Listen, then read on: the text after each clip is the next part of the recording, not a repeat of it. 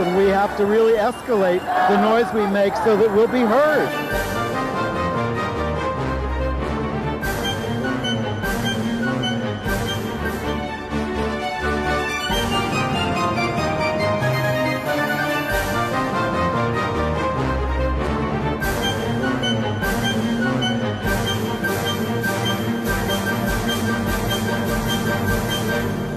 Welcome to Gay USA. I'm Andy Hum.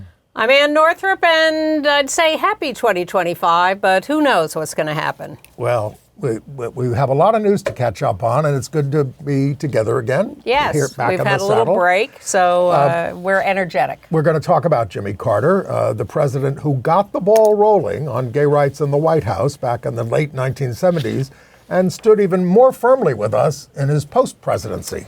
And we'll watch Joe Biden give some presidential awards to 3 gay activists and 1 leader on HIV and AIDS issues. The Department of Defense, as Biden goes out the door, settles a suit with veterans who were discharged under Don't Ask, Don't Tell. Yeah, I actually like that story. Republicans in the U.S. House and across the country are hell-bent on ending rights for trans people, or even the existence of trans people. Meta has bowed to Trump and gives the green light to insulting LGBTQ people, women, and immigrants on Facebook and Instagram. There is a small silver lining, but we'll get to that. Costco is pushing back hard against the anti-DEI movement, but another corporation has caved. Yes. A federal judge knocked out most of Arkansas's book banning bill.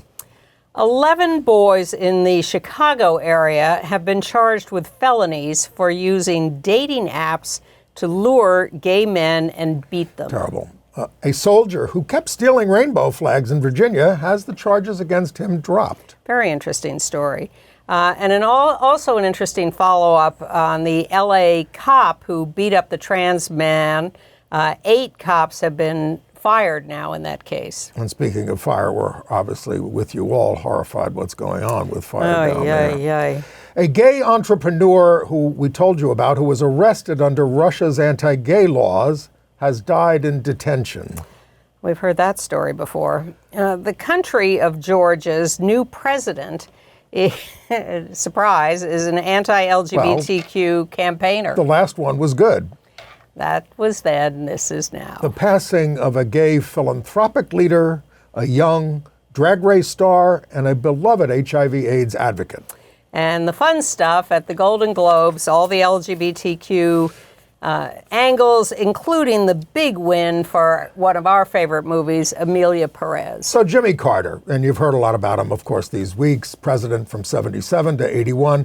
It reminds me how different things could have been if he had gotten reelected and we hadn't had Reagan as the AIDS crisis started. Yeah. Reagan didn't talk about it for 6 years.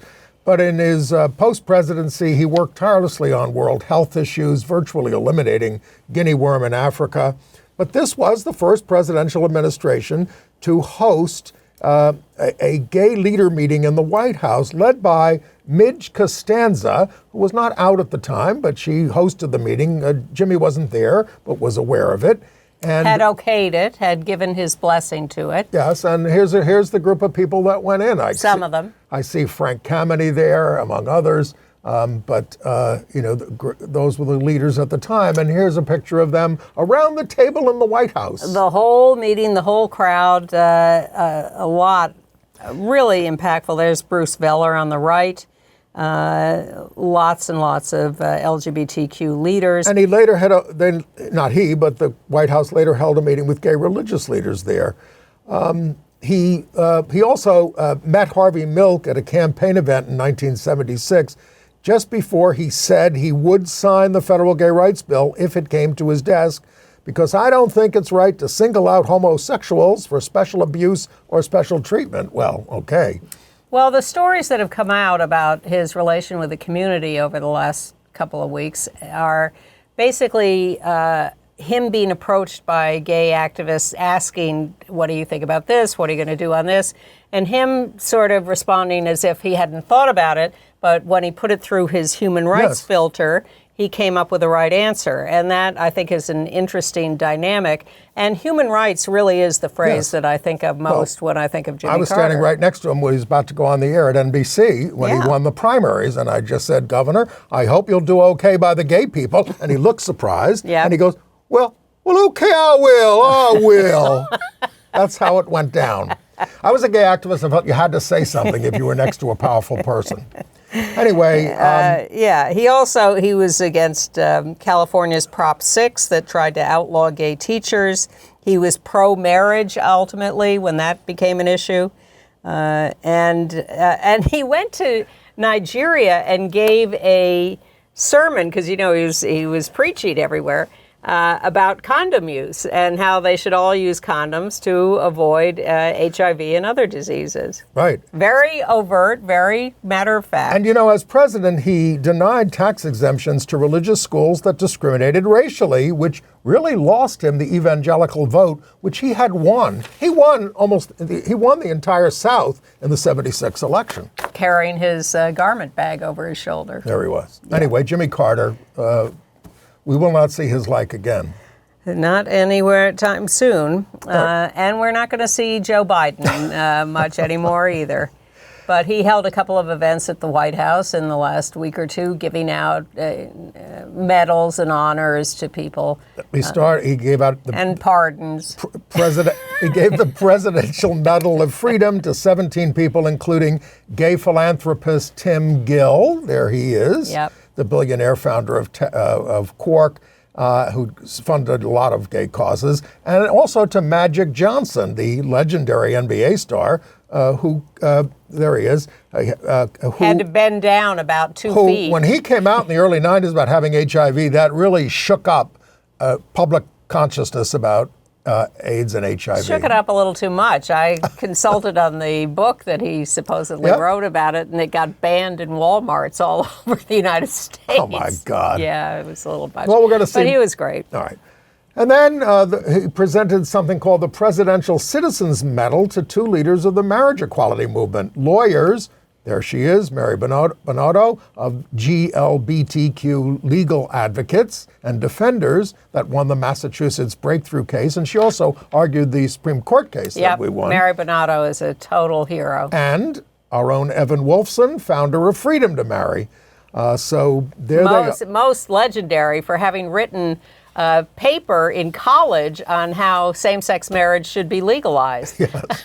Way before any of this happened. All right. So, they're both, of course, deserving honorees. Let's go to the Defense Department. Okay, why not? So they just, at the 11th hour, have settled a lawsuit filed by LGBTQ veterans discharged under Don't Ask, Don't Tell. 35,000 are affected.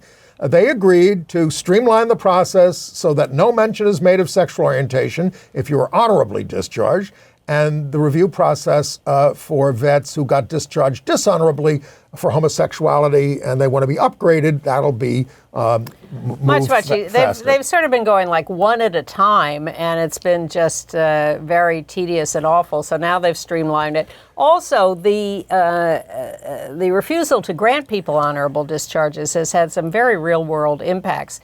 No health care from the military, no job help, no education help. So all these benefits will now be available to people who are erroneously discharged. Yes. Let's see here. Well, we stay in some federal things here. Well, I think it may be time to go to Trump? the monsters, yes. Yes. Well, where do we start? Tammy Bruce. Yes. He has nominated right-wing lesbian Fox News host Tammy Bruce to a post in the U.S. State Department as spokesperson. This is who you're going to be listening to. Unbelievable. She's outspoken about pride campaigns damaging the gay and lesbian communities. She raged at Biden for saying that men and women are equal, and that's not what the founders wrote, she said. She also accuses Democrats of funding genetic manipulations that would combine humans with animals. Well, as a young human, she was the president of NOW in Los Angeles. Yes, but controversial even then. But she really flipped. Okay. It's really ugly. Next, we've got Trump is replacing the gay Secretary of Transportation with an anti-gay nominee. That's all I'm going to say about that. And in the U.S. House of Representatives, Representative Nancy Mace, who has totally lost her mind, tried to get in the formal rules that you had to use the bathroom in the Capitol aligned with your birth gender. And that got turned down as being part of the rules. But then Speaker Mike Johnson went ahead and imposed it anyway. Unilaterally, Yes. but it only applies, of course, to the Capitol building. So far, they want to make it all federal buildings, according to Mace. And of course, in the rules, they did pass this thing that when we introduce a bill against trans people, you can't amend it, basically. They're just unbelievable. It goes on and on. Well, the real question is, we see all this stuff coming, Panama, Greenland, whatever. Oh, that's to distract you from the pardons for the all the people The on January insurrectionists. 6th. How long can this go on before people Rise stand up. up and say enough? Rise up. Republicans across Or have we lost all of that? Republicans across the country have introduced a record 120 anti-trans bills versus 80 this time last year. You'd think they'd run out of ways to hurt trans people, but they're always coming up with new ones. A lot of them have to do with trans women participating in sports. A lot of them have to do with bathrooms. It goes on. And in Idaho, the legislature has gotten together and written a note to the Supreme Court saying, hey, you ought to overturn that marriage decision that allows same-sex couples to marry. Republican state laws requiring porn sites to verify the ages of users by making users submit driver's licenses or passports has led to Pornhub to block their site in much of the South. It's an invasion of privacy, they said. But in a state like Florida, where they do this, the use of VPNs to evade detection has jumped 1,150% since the law went into effect on January 1st. Time out for a piece of good news. Sarah McBride has taken her seat in the U.S. House of Representatives, the first out trans person to have such a position, and is coasting along in a very, Yes, but when she takes her seat in the restroom, it's going to be in her office because they banned her. But she is not the only fresh blood in the House. Lesbian Julie Johnson of Texas and lesbian Latina Emily Randall of the state of Washington are newly elected to the U.S. House of Representatives, joining the LGBTQ caucus there. They both came up, and as did Sarah McBride, through state legislatures. And it's interesting to see people starting lower down and working their way up, gaining traction, gaining renown in their local areas, and then going out and winning these congressional seats. As opposed to being a Republican billionaire and just buying a seat. Exactly. Is that Elon Musk's And have next you seen, move? I wish I had a whole picture of this. Have you seen the picture of who's chairing all the committees for the House GOP? They're all white men. All course, men for the first time in 20 years. All men. And probably not admirable human beings. That's just a guess. Just a guess. Should we talk about Elon Musk? Yes. Well, he's attacking Mackenzie Scott, who is Jeff Bezos' billionaire ex-wife. She's a billionaire too, for donating $19 billion since 2019 to nonprofits focused on racial equality, immigration protections, and LGBTQ rights. Musk accuses her of sowing racial division and supporting illegal immigration, neither of which is true. Musk said super rich ex-wives who hate their former spouses should be filed under reasons Western civilization died. Of course, this guy's going all over the world to impose fascism. Germany, you name it, everywhere. England and Britain, he's attacking. It's just unbelievable. It's just mind-blowing how they can say these things and then go out and do what they do. Yeah. Crazy. Trump lost his bid to overturn his $5 million sexual assault verdict won by E. Jean Carroll and Robbie Kaplan. We have a picture of E. Jean Carroll. There Rise they are. and resist. That's only the $5 million settlement. Then they have to contest the $83 million subsequent settlement in the case because Trump keeps insulting her. I just like the smiles on everyone's faces. Robert Kroonquist there on the left and E. Jean Carroll Rise and Robbie. and resist. Yeah, there they are. Yeah. Yes. So there's a little joy on the streets. All right, let's talk about Meta's new rules. They're now going to let users say gay and trans people have mental illnesses. You're allowed to insult women, immigrants, trans people, gay people, anybody you want, basically, except people within the company. Yes, people within the company are not allowed to talk about the company. But here's the thing. You know, would I like less of that kind of speech? Of course I would. But when you have overlords who are just nitpicking everything, then you end up with what we've had for the last few years, where our people get thrown on, they get their accounts suspended, they can't say anything, and they can't find anyone to appeal it to. So I'd like to think there'd be a little more freedom for our speech also, but I don't want to be naive about this. Well, here at Manhattan Neighborhood Network, we can say whatever we want, but our free speech, people who distribute us prefer we don't curse, so we don't.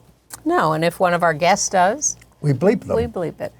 Costco, the board of directors voted unanimously to reject a shareholder resolution from an anti-gay think tank to require the company to issue a report on the financial risks of maintaining its diversity and inclusion goals. They said a diverse group of employees helps bring originality and creativity to our merchandise offerings. Imagine that. Our members like to see themselves reflected in the people in our warehouses with whom they interact. So that's a break in this trend. I know McDonald's said they're not going to do DEI anymore. Yep. But let's be clear. HRC released its Corporate Equality Index for 2025, and it was participated in by almost 1,500 businesses, 72 first-time participants, 765 companies earned a 100% score.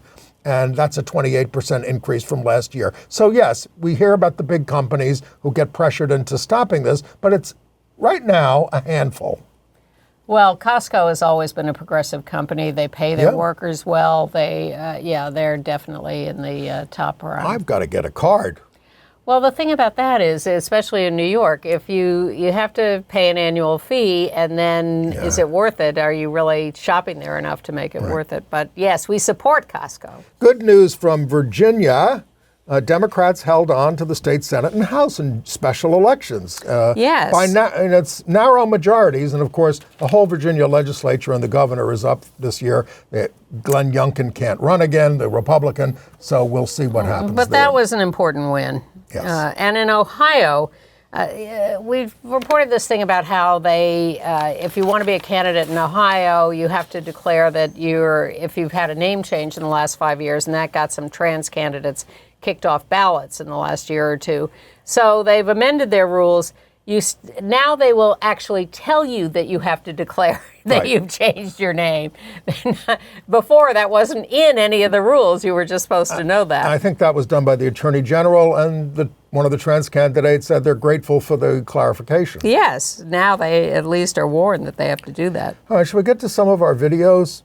Sure. Okay. In Los Angeles, 8 cops were just fired over a massive cover-up of a police beating of a trans man. Yeah, this was the case where the guy, trans man, is driving down the street, sees a cop harassing a woman on the side, flips him the finger. Yeah, goes like this. We're allowed to do that on this show? I avoided it. You didn't. Okay. Keeps driving, and the cop saw it, whipped around, left the woman he was harassing, follows this guy to a 7-Eleven parking lot, and then just attacks him and beats him, saying all the time to him, "Stop resisting, stop resisting." Yeah. And the guy ended up being fired from his job. Okay, go to the videotape. Another case of use of force by an LASD deputy challenges Sheriff Robert Luna's pledge of reform. This time, a deputy is seen taking down a 23-year-old who identifies as a transgender man. In the audio from the deputy's body-worn camera, the man is heard repeatedly asking for help and questioning why the deputy detained him. This incident occurred in February outside a 7-Eleven in Whittier.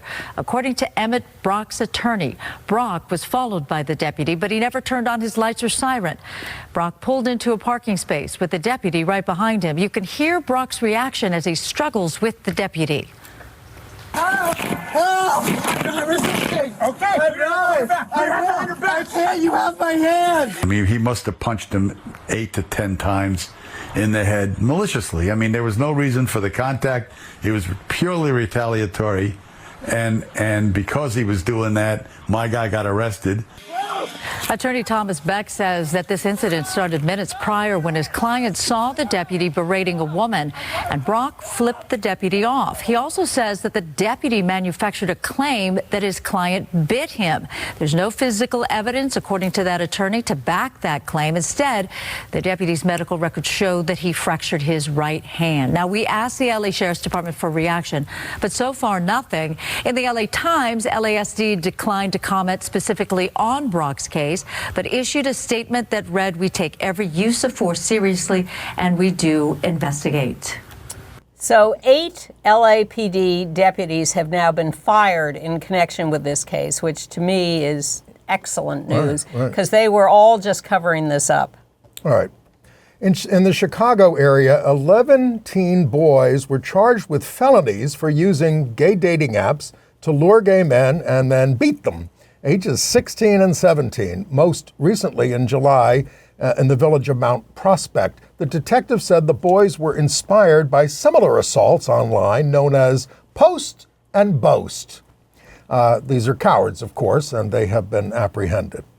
This was all caught on video, which is why they got caught and apprehended. Because they were posting it. They were idiots. Yeah. In Arlington, Virginia, a lesbian couple had been plagued by someone who was tearing down the pride flag on their porch. Repeatedly, because they kept putting it up.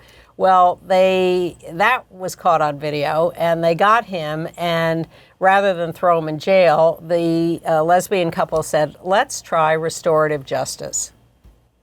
New tonight, a collective effort in Arlington has turned a rotten situation into something good. A year ago, WUSA 9 first told you about a stranger who kept ripping down pride flags outside of a couple's home. Well, tonight we're learning about the charges being dropped. Our Alexis Wainwright has the very latest.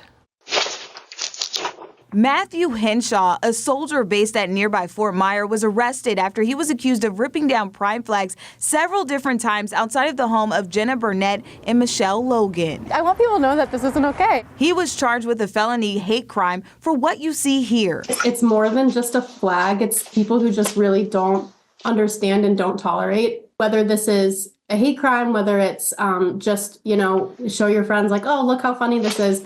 It's not funny. It's violating, it's disturbing, it's just leave us alone. It started in September of 2023 and continued into January 2024. Henshaw and another man were arrested but never went to trial. Instead, both parties agreed to try restorative justice. This program required Henshaw to meet with counselors and with the couple to talk about the harm he had caused and repairing the damage. Then a judge dismissed the case against him. Everyone has different opinions and different lifestyles. Let us live our lives and don't violate our property. And neighbors and strangers have rallied around this couple, putting up pride flags everywhere in this neighborhood. Meanwhile, they have also raised enough money for a crisis hotline serving the LGBT community. Alexis Wainwright, WUSA 9. Okay. A very nice story of reparative justice. We do. Or restorative justice. I apologize to the control room. I'm going back to some stories in our order that I skipped over. The Pope has named Cardinal Robert McElroy of San Diego to be the Archbishop of Washington, D.C., he's a big critic of Trump's deportation push. Yes. And he says he's for radical inclusion of women and LGBTQ people, but it is not as if he's come out for women priests or gay love. It's arguable that his welcoming us to communion is an attempt to cure us of sin. Exactly. But I think his immigration stances are good and important, so I'm all for that. And the Pope also chose a woman to run a Vatican office for the first time. Wow. But the one that is going to be overseen is for religious orders, but Sister Simone Brambilla will have a minder, a male cardinal, as co-leader of the department. Right. So is the Pope giving her power, or is this just window dressing? Right. We shall see. All right. In Arkansas, a federal judge has... Timothy Brooks. Yes. Has made illegal parts of a law that criminalized librarians for allowing obscene sexual books. Harmful books. Basically books about race or LGBTQ. So he said, this law is no good, it's unconstitutional, this is inappropriate censorship. So Governor Huckabee Sanders will appeal this decision. He's an Obama judge. The law was sponsored by Representative Dan Sullivan, who wants all funding eliminated for libraries that have the American Library Association in their policy.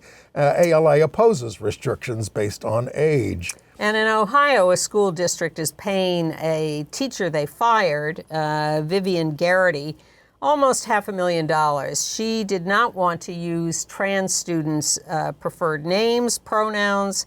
She claimed a religious exemption and was represented by our old friends at the Alliance Defending Freedom.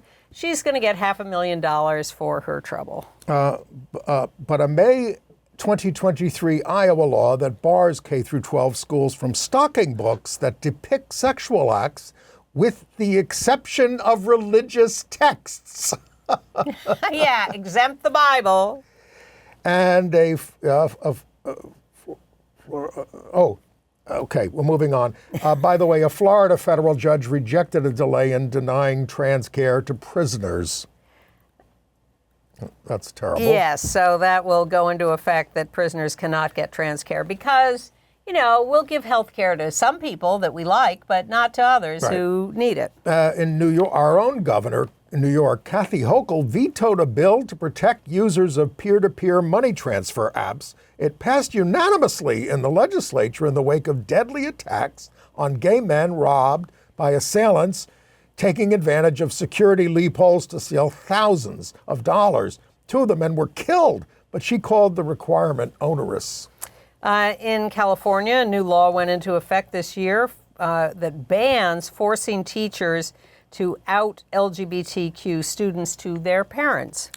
At San Jose State University, where the presence of a trans woman on the women's volleyball team has led some opposing teams to forfeit. 7 San Jose players are now looking to transfer for various reasons, the San Francisco Chronicle reported. The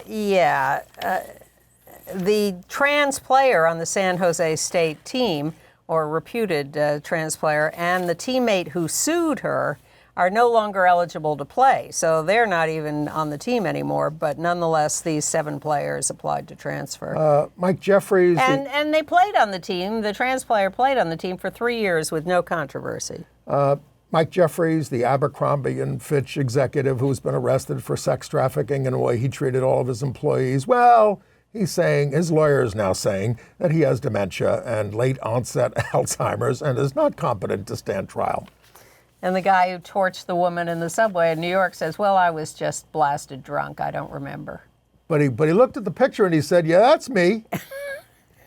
But pleaded not guilty. Horrible. In Oklahoma, the wicked state school superintendent, Ryan Walters, mandating Bible studies in public schools to eradicate radical woke influences once these lessons in social science classes K through 12. But these standards have to be approved by the Board of Ed. And the legislature. In California, Tamalpais High School, they have paid 4 men, former students, $17.5 million to make up for their sexual abuse by a tennis coach 20 to 25 years ago. Their star player had reported the abuse in 2006, was laughed at, charges rejected, blackballed. No one wanted to pay attention to him, but nonetheless, he persisted. Others brought charges, and the coach was eventually convicted of assaulting others, went to prison. One of the stories was that an adult staff member of this tennis team walked in on this happening one time and said, "Oh, looks like you're having fun," laughed and left. Terrible. Terrible. Should we go to Alvin? Should we go to Alvin, Texas? Sure. Lesbian Jamie Brown was killed by a tornado, and her wife survives. And we have this video report. The Alvin community devastated tonight after a tornado touched down and killed at least 1 person. Sky Eye flew over the storm-ravaged area and captured that severe damage from a dangerous tornado which also hit a nearby school. ABC 13's Alex Bozargian joins us live tonight after speaking with the victim's family. They're trying to grieve and rebuild. Alex?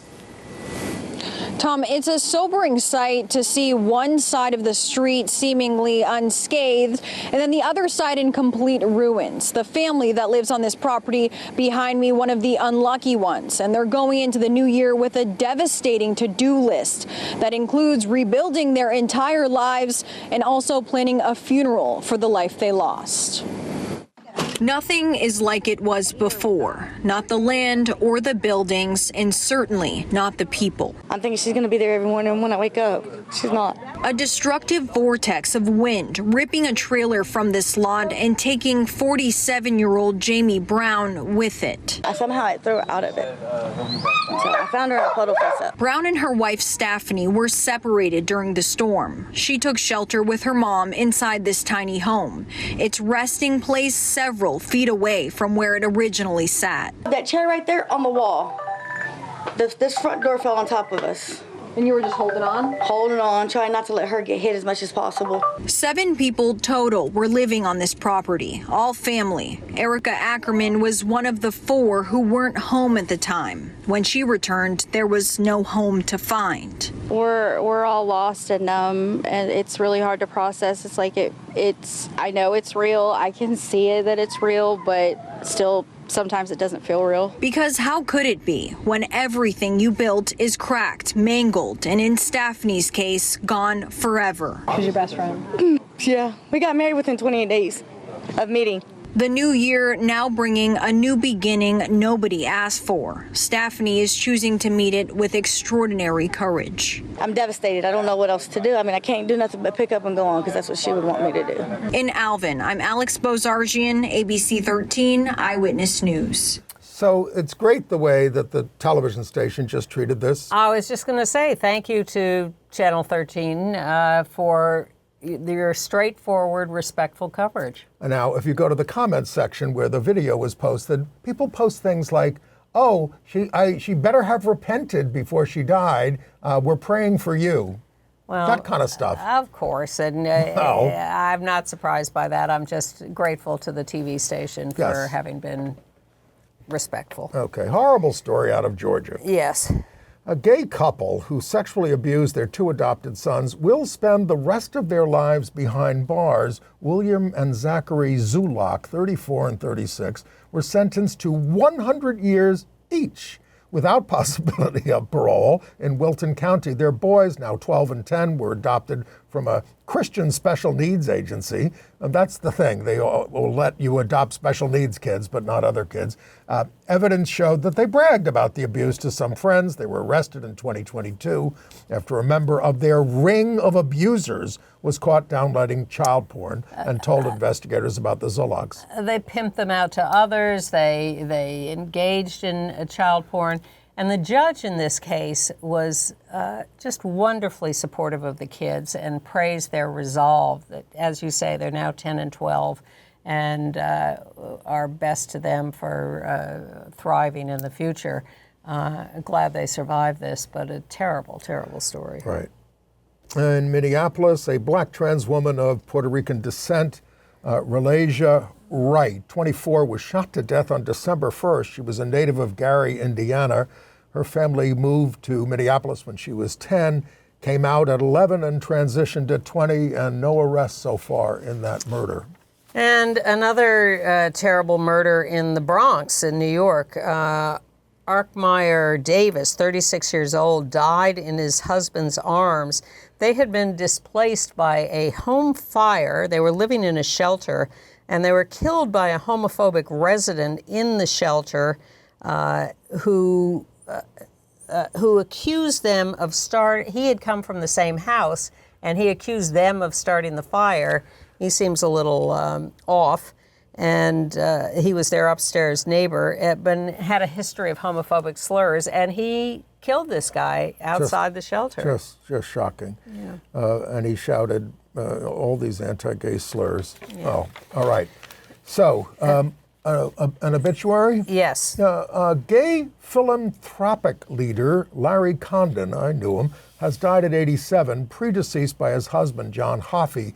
He was the chair emeritus of the Mertz Gilmore Foundation, whose giving included civil rights and LGBTQ rights at a time when almost no foundations were doing that. It's true. As well as for the performing arts, a lot of money to the botanical gardens and to the public theater.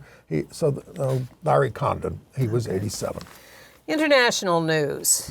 All right. So that man we told you about, who was arrested under Russia's international LGBTQ extremism law, has died in custody.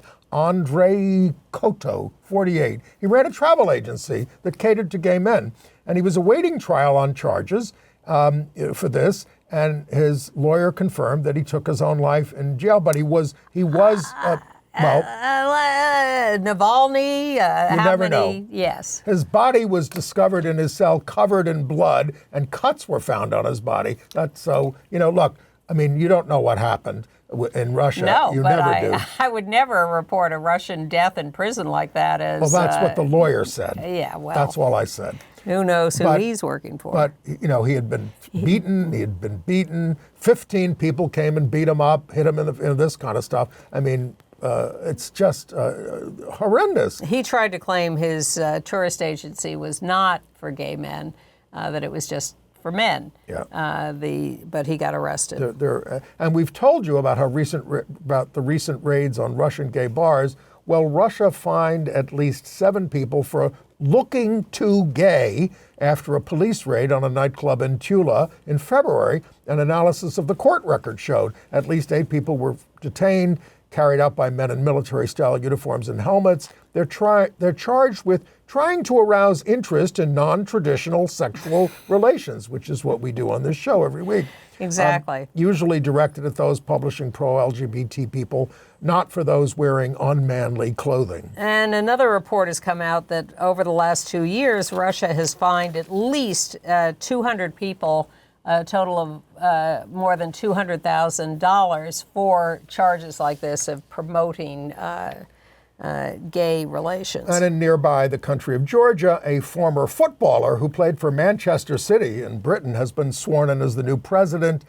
This guy, Kavelashvili, has previously slammed the West for wanting as many people as possible to be neutral and tolerant towards the LGBTQ ideology, which supposedly defends the weak, but is in fact an act against humanity. So he was put in office by the pro-Putin oligarch who founded the party there that took control. People are calling the election illegitimate, saying Putin rigged the election. There have been street riots trying to object to him. The outgoing president, a woman, defended us.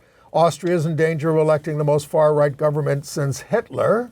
And Canada is taking a lurch to the right as well, which is encouraging Trump to step up his plans to annex it. What's her name? Christie, who resigned just before Trudeau announced he was leaving. Yes, she evidently, the foreign minister. Yeah, she might end up as the new She might, president. yes, but the party is in trouble. And meanwhile, the very, very, very right-wing German AfD, who are Elon Musk's new friends, attended a neo-Nazi conference in Switzerland. And what's his name? Our next vice president is a big supporter of theirs. You know, going back... Vance. His name is Vance, yes. J.D. Vance. I just get that song in my head. The new Archbishop in Washington, D.C., part of the thinking is that this is going to be a challenge to all these conservative Catholics in the Trump administration, because now you have the Pope's representative being very pro-immigration, yes, or at least against their thing. So the deportations. There may be quite a clash. Let's hope so. Yes, exactly. Okay, the champion Polish ski jumper Andrzej Stekala came out as gay through a moving tribute to his partner of 8 years who passed away in November. And he said he was opening up about the most difficult thing in his life. He lived in hiding because he was afraid it would destroy everything he worked for. I don't want to run away anymore. I want you to really know me. I'm gay. You know, if we had a count of people who say this over the years, it would go into the billions, I think. Yes. He said he was inspired by his partner's love to come out. and he wants to start a new chapter. In Liechtenstein, marriage became legal between same-sex partners on January 1st. They've had registered partnerships since 2011, and those can now be converted to marriages. Marriage between same-sex partners is now legal in 22 of 37 European countries. Dozens of Chinese writers have been arrested since June as part of an ongoing crackdown against pornographic content, more than 50 in the province of Anhui, by a special task force targeting online distributors of erotic fiction. Many were arrested after publishing on a Taiwan-based adult fiction site, which allows authors to earn money. So they're sentencing these people to 1 to 5 years in prison for writing. Should we send Mark Zuckerberg over there to try to kill this censorship? And some of this, of course, is gay stuff. Nigeria is having a big split in the Methodist Church over LGBTQ issues and property rights to these churches. There's an old story we've heard for years about churches splitting and who gets the actual property. 3 died in a street attack in the midst of this fight. King Charles has knighted the out gay actor Stephen Fry for advanced services to mental health and the environment. He says he was startled and enchanted to receive the honor, but he's done a lot of work in the mental health area and acknowledged his own issues with that. And at the King's Christmas message, a little gay representation. Tom Daley showed up next to Princess Anne. Yes, they focused on him when they showed her with the Olympic team. Very interesting from France, new guidelines from the Society of Pediatric Endocrinology and Dialectology, supporting medical care for trans minors. This is a raging debate around the globe now. The English report, or English? Yes. The Cass report got a lot of notice for being conservative about it, but now the French society, professional society, is saying that these kids need medical care. They are against a wait-and-see policy. They say this is wait and see is bad psychologically and imposes a suicide risk. And we hear from viewers, and people are divided about this even within our own community, but this is what the science is saying, at least in France. Well, here's another little fight. In the UK, the Oxford Literary Festival is under fire because they're in April when they have their festival. They have scheduled a discussion in the trans or LGBTQ section of the festival between 2 cis women, an interviewer and an interviewee, who are both anti-trans. Well, that's not a debate, is it? No, it's an interview with heterosexual, anti-trans cis women. All right. In the United Kingdom, Drag Race UK star James Lee Williams, known as The Vivian, after Vivienne Westwood. Yes, the designer, has died suddenly at the age of 32. A very beloved star, no cause of death stated. It comes a week after the Vivian appeared on stage in a theater production of Chitty Chitty Bang Bang. Just 3 days before their passing, the Vivian was on social media promoting LGBTQ charities. Really a star above and beyond. And a star was on American Drag Race in 2015 before appearing on the UK edition. Won the first UK edition. Famous for her impressions of both Donald Trump and Margaret Thatcher. Also competed in Dancing on Ice and played the Wicked Witch in The Wizard of Oz in London's West End. Yeah, 32 years old. Terrible. Well, they're saying no, we're not going to announce a cause of death, but they're also talking about a history of substance abuse, and we don't know, but that's what they're saying. Okay. All right, AIDS and HIV news. Go ahead. No, go ahead. Well, Brian Jones has died, an AIDS activist for 40 years. He founded a group called DIRT, Direct, Inspiring, Reachable, and Teachable Advocacy Movement, and the Sankofa, Ohio HIV initiative focused on care, education, and support for people living with HIV/AIDS.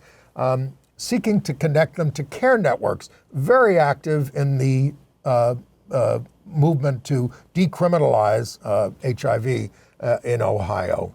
And very beloved figure. A lot of people have worked with them over the years, and very sad. A lot of tributes.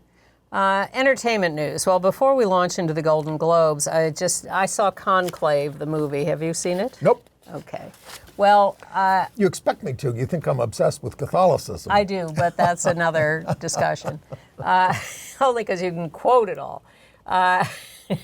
So it's a little predictable. It's a good little thriller, but nothing special. And then there's a big twist at the end, and I'm not going to reveal it. I'm not even going to hint at it. I'm just going to say, okay, it was interesting. Ralph Fiennes, John Lithgow, Stanley Tucci, all those cats. On Peacock.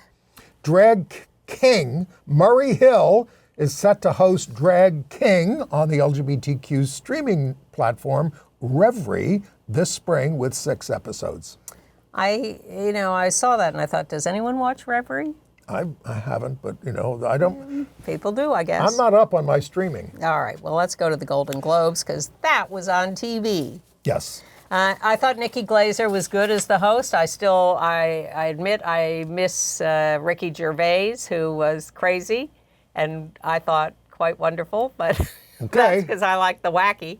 But she has a 3-year contract to do it, and she got great applause, and so, yes, they're bringing her back. But the big LGBTQ news is that EMILIA Perez, the movie, won Best Motion Picture movie, musical, or comedy. Yeah, now we've been touting this since we saw it at a screening a few months ago. And this is a big boost to the film in terms of the Oscars, because it hasn't been winning the Critics Awards. No, and I don't know whether it'll triumph at the Oscars, but we really enjoyed it, and I am not. We don't like anything.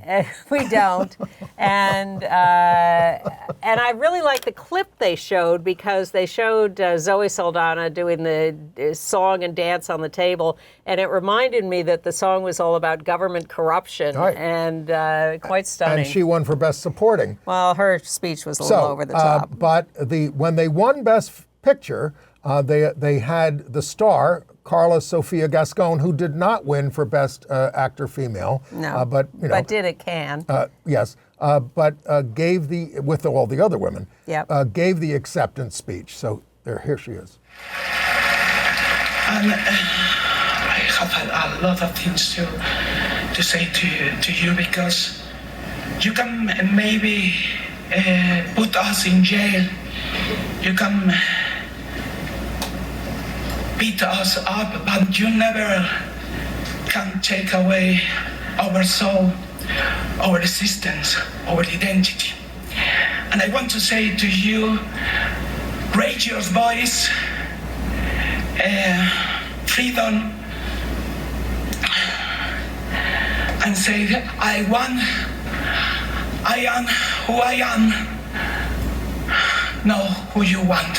Thank you so much.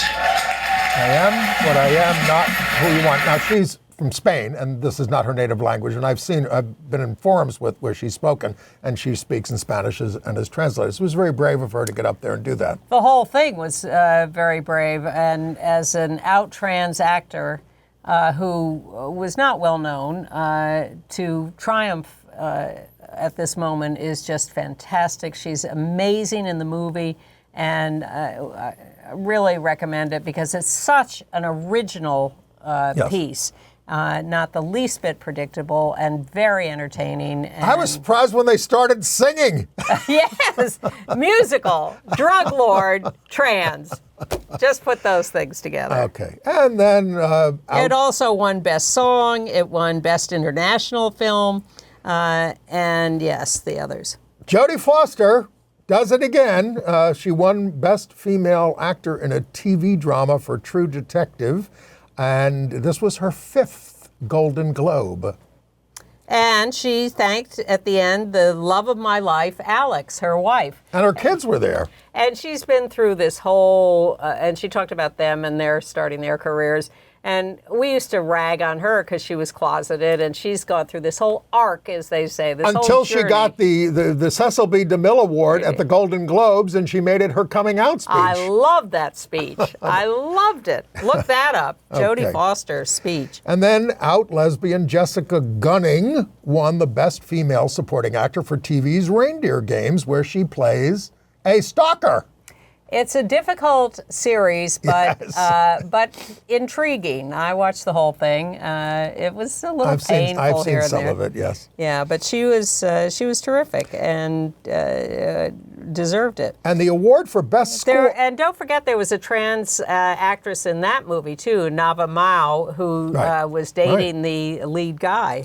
And the award for Best Score was presented by Elton John and Brandi Carlile, both, of course, out singers and composers and things. And Elton got so excited when the winner was some of... Trent Reznor. Yes, who was one of his proteges, I guess. And I'm always happy when... and that was for Challengers? Challengers, Yeah. yes. I'm always happy when Hacks and Jean Smart win. And that has a lot of LGBTQ content, and I can never get over the fact that she's gone from designing women to hacks. That just, talk about a journey. Well, okay, comedian Michelle, Buteau went after Dave Chappelle and her new Netflix special for his transphobia. We can tell jokes, she said, and not disparage a whole community. We just have to work at it. That's what I've always said about anti-LGBTQ humor that most of these comedians do. It's lazy. Exactly. Oh, you're all going to laugh if I say something like this or whatever, that kind of stuff. It's just cheap, lazy. cheap. Yeah.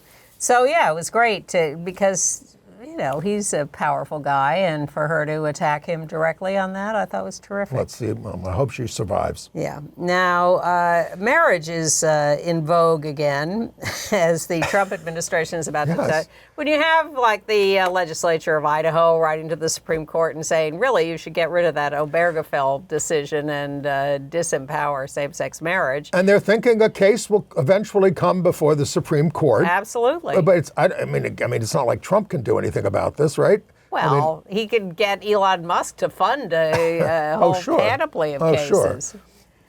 But you know, so they are worried that the court will, and that will affect a lot of states, not every state, but.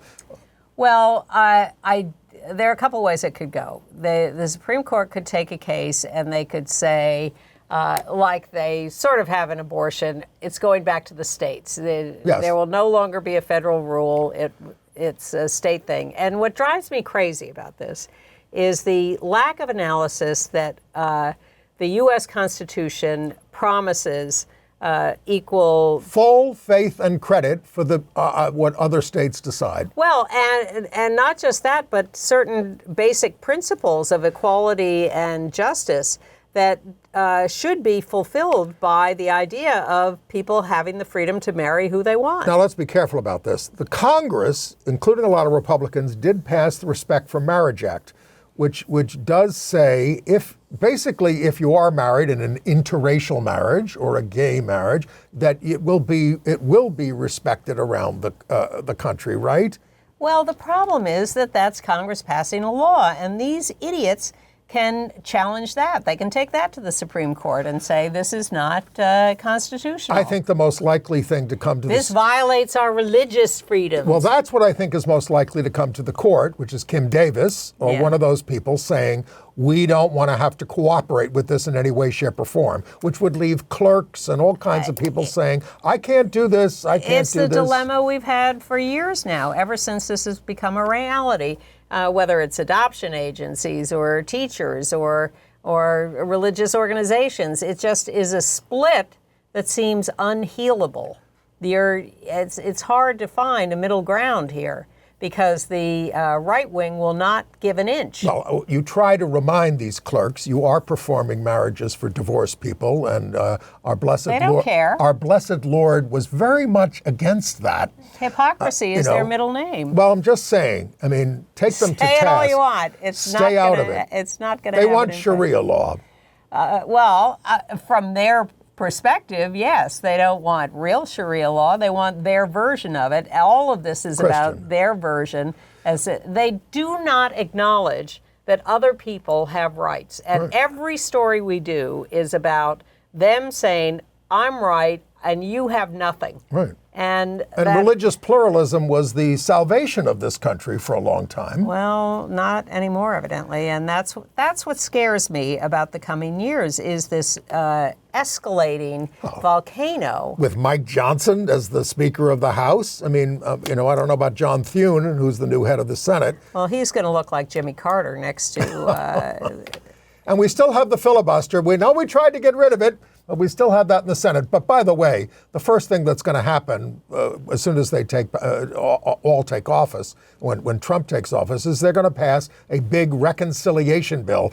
God knows what's going to be in that, which is going to undo a lot of stuff. It's very mainly to give tax breaks to billionaires, but it will also do a lot of damage. So anyway, same-sex couples are now getting married before Trump takes office in an attempt to assert some kind of legal privilege or status. Legitimacy. Yes.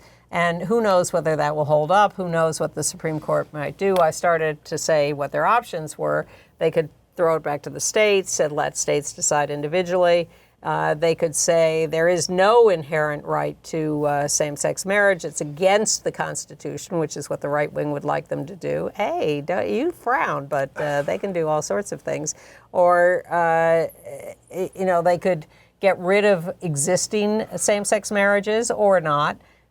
They have a lot of options. Well, the majority of the court is certainly against same-sex marriage. Yes. I mean, because Roberts was on the court and he was against the decision. And they have proved that they will do what they want when they want it. So this is what disturbs me, is that any sense of shared values, any sense of standards is going out the window. It's all about who has the power and what they're going to do with it. What also disturbs me is that, I know Trump says he won on a landslide. That's a lie. These were all close elections, and decent people would say, I know we're a divided country. I'm the president for all. I'm the Congress for all, but that's not the way they feel. It's gone. It's gone. I'd like to see it come back, but we are in a different age now. So that's what scares me. So anyway, Brian Sims, the former... Assembly member from Pennsylvania. Yeah, has married his partner, Alex Dracos. They were going to get married in the fall, but they were worried about Trump, the regime coming in.